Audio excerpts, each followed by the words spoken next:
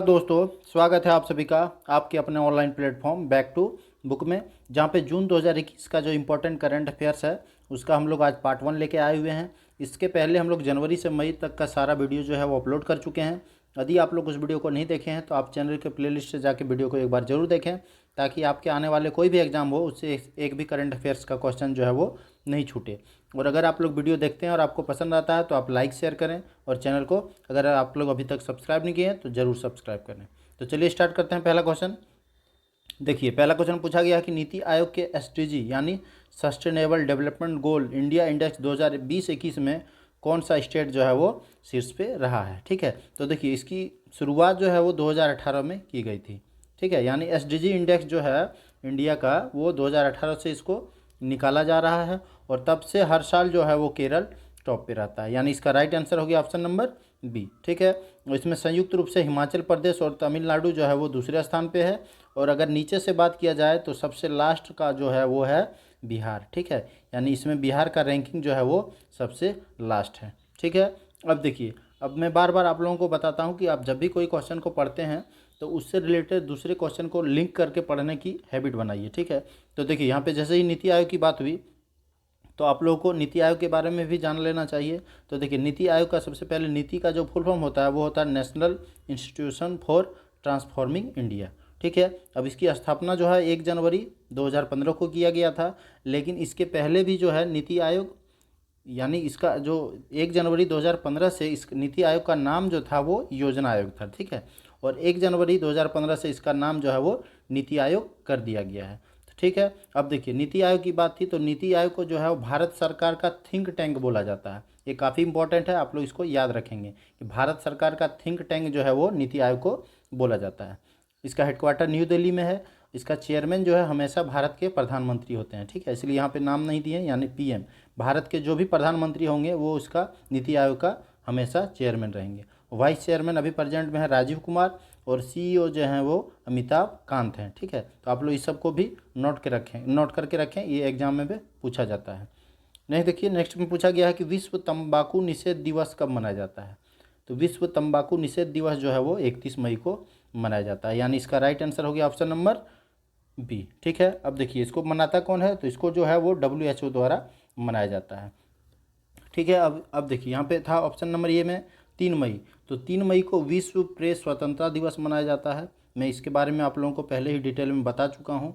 और एक था 15 मई, 15 मई को विश्व परिवार दिवस के रूप में मनाया जाता है। ठीक है, अब देखिए इसको जो है WHO द्वारा मनाया जाता है।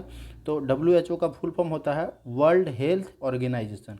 इसकी स्थापना 7 अप्रैल 1948 को की गई थी, इसीलिए हर साल जो है 7 अप्रैल को विश्व स्वास्थ्य दिवस मनाया जाता है। तो आप लोग इसको भी याद रखेंगे।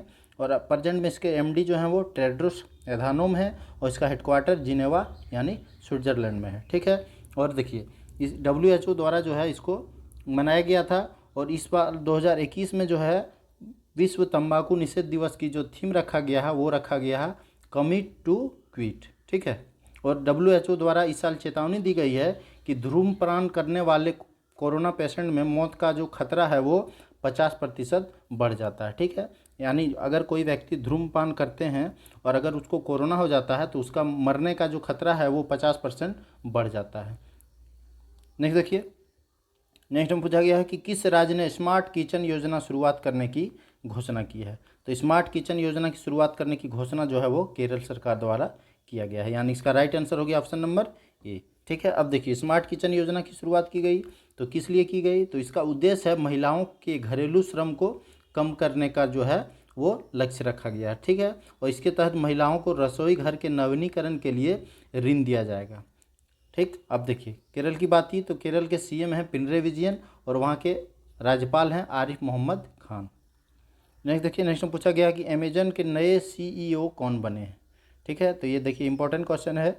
अमेजन के नए सीईओ जो हैं वो अभी एंडी जेसी बने हैं, यानी इसका राइट आंसर हो गया ऑप्शन नंबर बी। ठीक है, और इससे पहले जेफ बेजोस थे, और जेफ बेजोस ही इसके फाउंडर भी थे, और इसकी स्थापना जो है वो 1994 में किया गया था। देखिए ये हैं एंडी जेसी जो आपके लेफ्ट में दिख रहा है, और ये हैं जेफ बेजोस। नेक्स्ट देखिए, नेक्स्ट में पूछा गया है कि 2020 का अंतर्राष्ट्रीय एनी पुरस्कार से किसे सम्मानित किया गया।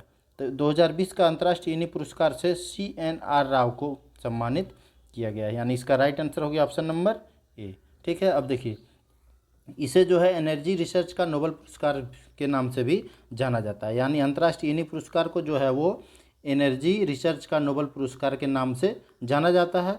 और इन्हें जो है अभी इनको CN राव को क्यों मिला, तो इन्हें धातु ऑक्साइड, कार्बन नैनोट्यूब और अन्य सामग्रियों पर इनके द्वारा किए गए प्रयोग के कारण जो है इनको 2020 का अंतर्राष्ट्रीय इन्हीं पुरस्कार से सम्मानित किया गया है। नेक्स्ट देखिए, नेक्स्ट में पूछा गया है कि रुडोल्फ वी शिंडलर पुरस्कार जीतने वाले पहले भारतीय डॉक्टर जो हैं वो कौन बने हैं। तो रुडोल्फ वी शिंडलर पुरस्कार जीतने वाले पहले भारतीय बने हैं डॉक्टर D नागेश्वर रेड्डी, यानी इसका राइट आंसर हो गया ऑप्शन नंबर सी। ठीक है, अब देखिए ये जो हैं यह अवार्ड जिनका नाम डॉक्टर शिंडलर के नाम पर रखा गया। ठीक है, ये रुडोल्फ वी शिंडलर पुरस्कार जो है इसका नाम जो है नामांकन ये डॉक्टर शिंडलर के नाम पे रखा गया है, जिन्हें फादर ऑफ गैस्ट्रोस्कोपी कहा जाता है। ठीक है, डॉक्टर शिंडलर को जो है वो फादर ऑफ गैस्ट्रोस्कोपी बोला जाता है, इन्हीं के नाम पे रुडोल्फ वी शिंडलर पुरस्कार दिया जाता है। ठीक है, अब देखिए यहाँ पे डॉक्टर रेड्डी की बात थी, तो डॉक्टर रेड्डी यह पुरस्कार जीतने वाले पहले भारतीय डॉक्टर बन गए हैं और ये भारत में एंडोस्कोपी को बढ़ावा देने वाले पहले व्यक्ति भी हैं। नेक्स्ट देखिए, नेक्स्ट में पूछा गया है कि किसे स्पेन द्वारा 2021 का प्रिंसेस ऑफ ऑस्ट्रेरियम अवार्ड से सम्मानित किया गया है। तो 2021 का स्पेन द्वारा जो 2021 का प्रिंसेस ऑफ ऑस्ट्रेरियम अवार्ड दिया गया है वो है अमर्त्य सेन, यानी इसका राइट आंसर हो गया ऑप्शन नंबर बी।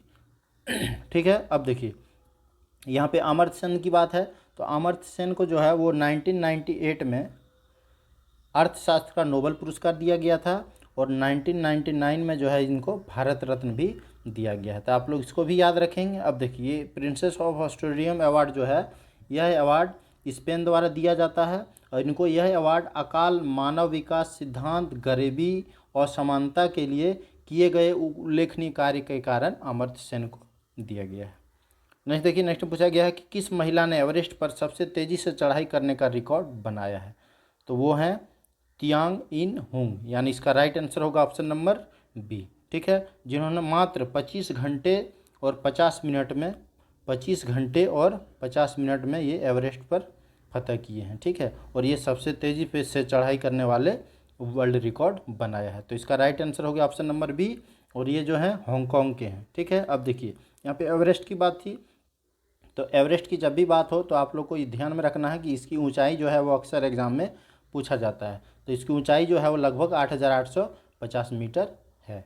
ठीक है, अब देखिए यहाँ पे दूसरा ऑप्शन था, एक ऑप्शन नंबर ये था आर्थर मुइर। ठीक है, तो ये जो है सबसे अधिक उम्र पे एवरेस्ट फतह करने वाले जो हैं वो पहली महिला बनी है। ठीक है, यानी आर्थर मुइर जो हैं वो 75 साल की हैं और ये सबसे अधिक उम्र पे एवरेस्ट को फतह किया है और ये अमेरिका के हैं। नेक्स्ट देखिए, नेक्स्ट में पूछा गया है कि माउंट एवरेस्ट पर चढ़ने वाले पहले नेत्रहीन एशियाई व्यक्ति कौन बने हैं। ठीक है, तो देखिए ऑप्शन नंबर ए और बी के बारे में तो पिछला क्वेश्चन में बता चुका हूँ, तो इस क्वेश्चन का जो राइट आंसर है वो हो जाएगा ऑप्शन नंबर सी, यानी झांग होंग। ठीक है, ये जो है माउंट एवरेस्ट पर चढ़ने वाले पहले नेत्रहीन एशियाई व्यक्ति बने हैं जो कि चीन के हैं। ठीक है, तो इसका राइट आंसर हो गया ऑप्शन नंबर सी। अब देखिए यहाँ पे ऑप्शन नंबर डी जो बच रहा है एरिक वेहमेयर, ये विश्व के पहले नेत्रहीन व्यक्ति जो थे वो माउंट एवरेस्ट पे चढ़ने वाले थे, विश्व के पहले। ठीक है, और ये जो हैं झांग होंग ये चीन के हैं और ये एशिया के पहले नेत्रहीन व्यक्ति बने हैं जो कि माउंट एवरेस्ट पे चढ़े। नेक्स्ट देखिए, नेक्स्ट पूछा गया है कि किस IAS को FIH यानी इंटरनेशनल हॉकी फेडरेशन अध्यक्ष पुरस्कार से सम्मानित किया गया है। तो वह हैं V कार्तिकेयन पांडियन, यानी इसका राइट आंसर हो गया ऑप्शन नंबर ए। ठीक है, अब देखिए V कार्तिकेयन पांडियन कौन है, तो ये उड़ीसा के CM नवीन पटनायक के निजी सचिव हैं और इन्होंने उड़ीसा में हॉकी के आयोजन और प्रचार की दिशा में उनके द्वारा किए गए अहम योगदान के कारण इनको FIH अध्यक्ष पुरस्कार से सम्मानित किया गया। ठीक है, ये हुआ ऑप्शन नंबर ए इसका राइट आंसर। अब देखिए यहाँ पे FIH की बात थी, तो इसका फुल फॉर्म होता है इंटरनेशनल हॉकी फेडरेशन और इसकी स्थापना 7 जनवरी 1924 को की गई थी। इसका हेडक्वार्टर स्विट्जरलैंड में है और इसके प्रेजेंट में जो प्रेसिडेंट हैं वो डॉक्टर ND बत्रा है। नेक्स्ट देखिए, नेक्स्ट में पूछा गया है कि किस राज्य के मुख्यमंत्री ने बाल सेवा योजना की घोषणा की है। ठीक है, तो ये उत्तर प्रदेश के सीएम द्वारा मुख्यमंत्री बाल सेवा योजना की घोषणा की गई है। ठीक है, इस योजना में इस योजना के तहत जो है ऐसे बच्चों को, मतलब ऐसे बच्चे जिनके माता पिता का जो है मृत्यु कोरोना के कारण हो गया है, तो ऐसे बच्चों को जब तक वो वयस्क नहीं होते हैं उनको प्रति माह जो है वो 4,000 रुपया दिया जाएगा, और लड़की को शादी के लिए 1,01,000 रुपया दिया जाएगा। ठीक है, और इसकी घोषणा जो है वो यूपी सरकार के प्रवक्ता द्वारा किया गया, और उनके द्वारा बोला गया कि इस बार कोरोना के कारण यूपी में 197 ऐसे बच्चे हैं जिनके माता पिता की दोनों की कोरोना की वजह से मृत्यु हो गई है। नेक्स्ट देखिए, नेक्स्ट में पूछा गया है कि WHO द्वारा भारत में दूसरी लहर के लिए जिम्मेदार कोरोना वेरिएंट का नाम क्या रखा है। तो WHO द्वारा भारत में दूसरी लहर के लिए जिम्मेदार कोरोना वेरिएंट का नाम जो है वो डेल्टा रखा है, यानी इसका राइट आंसर होगा ऑप्शन नंबर सी। ठीक है, इसमें पहली लहर जो था उसका नाम था अल्फ़ा, तो दोनों को आप लोग याद रखें। ठीक है, जो कोरोना का जो पहला लहर आया था उसका नाम था अल्फ़ा रखा गया था WHO द्वारा भारत में, और दूसरा लहर को डेल्टा बोला गया है, तो आप दोनों याद रखेंगे। ठीक है, अब WHO की बात थी तो WHO के बारे में पिछला क्वेश्चन में आप लोगों को डिटेल में बता चुका हूँ। नेक्स्ट देखिए, नेक्स्ट में पूछा गया कि विश्व पर्यावरण दिवस कब मनाया जाता है। तो विश्व पर्यावरण दिवस जो है वो 5 जून को मनाया जाता है, यानी इसका राइट आंसर हो गया ऑप्शन नंबर डी। ठीक है, अब देखिए यहाँ पे ऑप्शन में था 15 मई, 21 मई और 31 मई। तो 15 मई को जो है वो विश्व परिवार दिवस मनाया जाता है, 21 मई को राष्ट्रीय आतंकवाद विरोधी दिवस मनाया जाता है, और 31 मई के बारे में इसी वीडियो में बता चुका हूँ, वर्ल्ड तंबाकू निषेध दिवस के रूप में 31 मई को मनाया जाता है। ठीक है, अब देखिए यहाँ पे पर्यावरण दिवस की बात थी, तो पर्यावरण दिवस का अक्सर थीम पूछा जाता है। ठीक है, तो पर्यावरण दिवस का थीम जो है इस बार 2021 का जो थीम है वो है इकोसिस्टम रीस्टोरेशन, तो आप लोग इसको भी याद रखेंगे। ठीक है, अब देखिए 5 जून को क्यों मनाया जाता है। तो 5 जून 1972 को जो है पहली बार यूनाइटेड नेशन द्वारा विश्व पर्यावरण दिवस मनाया गया था, इसलिए हर साल 5 जून को विश्व पर्यावरण दिवस मनाया जाता है। ठीक है, और 2021 का जो है इस साल जो है वो पाकिस्तान द्वारा पर्यावरण दिवस की मेज़बानी किया जाएगा। अब देखिए यहाँ पे यूनाइटेड नेशन द्वारा इसको मनाया जाता है, तो यूनाइटेड नेशन इसकी स्थापना 24 अक्टूबर 1945 को किया गया था। इसका हेडक्वार्टर न्यूयॉर्क सिटी में है, इसके प्रेजेंट में चेयरमैन जो है वो एंटोनियो गुटेरस। नेक्स्ट देखिए, नेक्स्ट पूछा गया है कि FIH विश्व रैंकिंग में किस देश की हॉकी टीम को शीर्ष स्थान मिला है।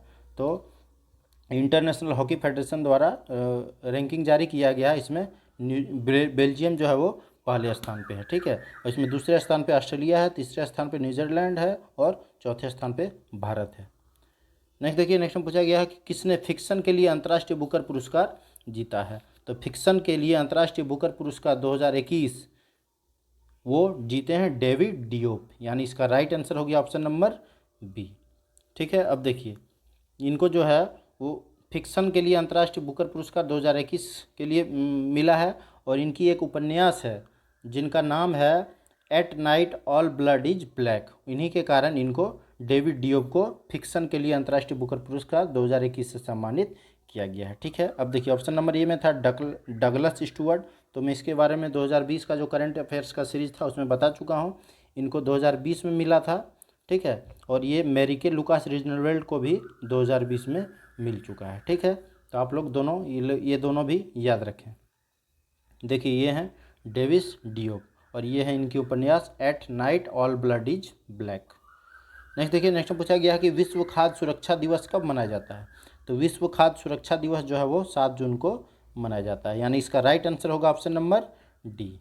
ठीक है, अब देखिए इसका मुख्य उद्देश्य है खाद्य सुरक्षा के प्रति लोगों को जागरूक करना। ठीक है, और ये इस साल की थीम यानी 2021 की जो थीम है वो है सेफ फूड टुडे फॉर ये हेल्दी टुमारो।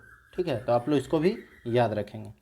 नेक्स्ट देखिए, नेक्स्ट में पूछा गया है कि किस महिला धावक ने 10 किलोमीटर की दूरी सबसे कम समय में पूरी करने का रिकॉर्ड बनाया है। तो वो हैं सिफान हसन, यानी इसका राइट आंसर होगा ऑप्शन नंबर डी। ठीक है, जो कि नीदरलैंड की है। इनके द्वारा मात्र 29 मिनट और 0.82 सेकेंड में 10 किलोमीटर की दूरी जो है वो तय की गई है, और ये सिफान हसन है, इनका वो नीदरलैंड से बिलोंग करती है, तो आप लोग इसको भी याद रखेंगे। देखिए ये है सिफान हसन। नेक्स्ट देखिए, नेक्स्ट में पूछा गया है कि nature TTL photographer of the year 2021 का अवार्ड किसने जीता है। तो nature TTL photographer of the year 2021 का खिताब जो है वो थॉमस विजियन द्वारा जीता गया है, यानी इसका राइट आंसर हो गया ऑप्शन नंबर बी, ठीक है, जो कि ये केरल की है। नेक्स्ट देखिए, नेक्स्ट में पूछा गया है कि लैंग्वेज ऑफ ट्रूथ एसेज 2003-2020 पुस्तक के लेखक जो हैं वो कौन है। तो वो हैं सलमान रसूदी, यानी इसका राइट आंसर हो गया ऑप्शन नंबर बी। नेक्स्ट देखिए, पूछा गया कि किस मंत्रालय ने युवा लेखकों को सलाह देने के लिए युवा पहल शुरू किया है। तो वो शिक्षा मंत्रालय द्वारा शुरू किया गया है। तो इसका राइट आंसर हो गया ऑप्शन नंबर बी, ठीक है। तो ये आज के क्वेश्चन का लास्ट वीडियो था, आज के वीडियो का लास्ट क्वेश्चन था। यदि आपको वीडियो पसंद आया होगा तो आप लाइक शेयर जरूर करें, कमेंट करें, और अगर आप लोग अभी तक चैनल को सब्सक्राइब नहीं किए हैं तो प्लीज़ आप चैनल को सब्सक्राइब कर लें। धन्यवाद।